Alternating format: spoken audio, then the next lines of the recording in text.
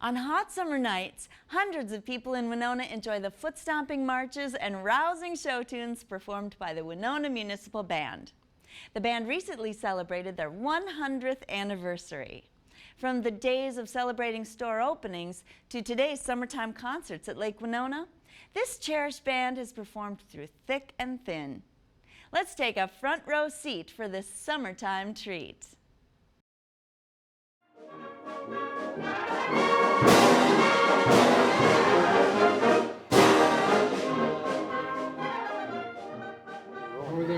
I love coming to these concerts. We hear the best music ever.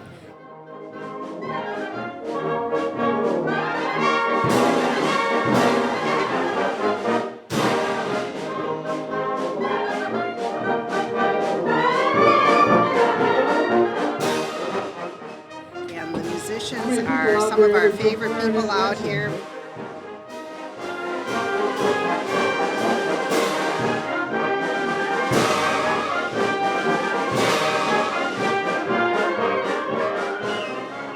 We get to see all our friends, so this is the place to come on Wednesday nights in Winona, Minnesota.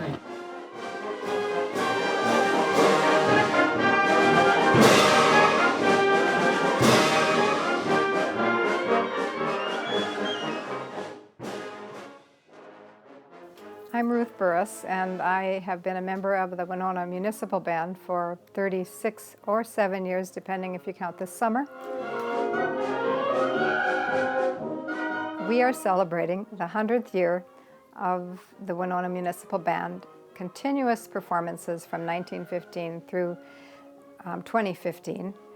And many bands were founded around that same time, but there were interruptions because of wars or other issues.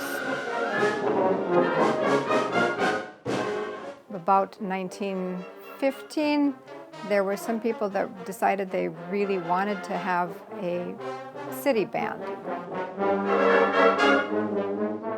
They decided that they wanted a band that could be an asset for Winona businesses. And that was a lot of the purpose of bands, was to make a community well known, to represent the community at road openings and bridge dedications and all sorts of community events that we found that the band did go to and perform at to, I guess, enhance the community spirit. They would go to different towns and they would go on sort of business introductions. They would go along with some of the business leaders and try to get people to come to Winona to shop. The Association of Commerce was the first sponsor of the band and sponsored it for a long time. As a matter of fact, they were behind the instigation of the band.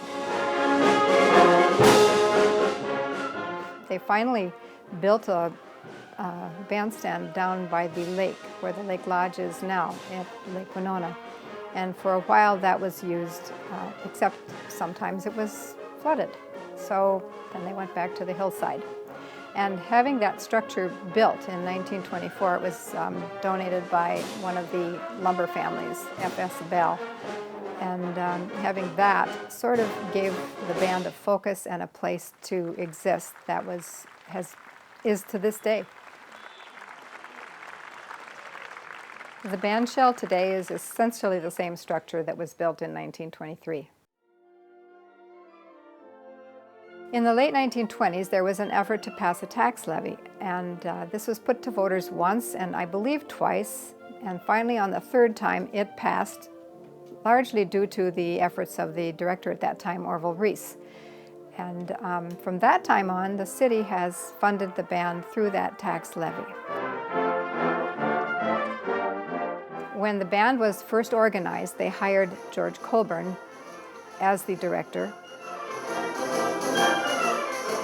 And as we looked into his past, we found that he had written the score for a silent movie called Antony and Cleopatra. And that was the first dedicated score that has been found that was actually written to go with a movie. second director was only here for 2 more years. The following director was a businessman in town. And then there was Harold Edstrom, who was a new young band director in town at the high school and the college. And people liked him a lot, and they were afraid that another city would take him away by offering him a bigger salary, so they thought he should be the band director and that would allow him to stay. And he got the band director job, stopped teaching, and he founded Hal Leonard Music. And now is the largest publisher in the world. The community of musicians in Winona is very rich, and a lot of that was due to having Hal Leonard here, because arrangers moved here to work for Hal Leonard. Winona State University always had a strong music program. St. Mary's University has had a music program. St. Teresa's had a music program. So music was pretty important in the community. Tonight's concert is going to feature the clarinet section, and I wrote one piece that will be performed by the section as a whole, and I called it Clarinoodles, so we hope it goes okay. And then I wrote a duet that my husband and I will play based on a piece by Johann Sebastian Bach, who never wrote for clarinet because it wasn't invented yet.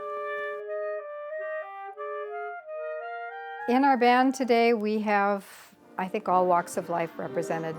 We have teachers, we have lawyers, we have doctors, we have retired people, we have musicians, we have some students.